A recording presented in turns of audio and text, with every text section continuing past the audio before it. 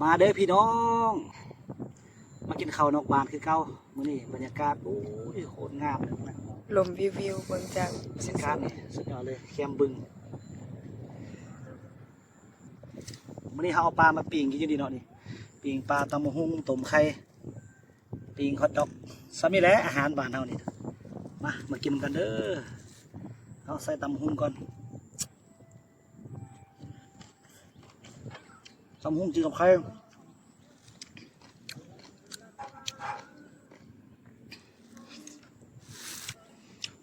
มากินปลาบ้างพี่น้อง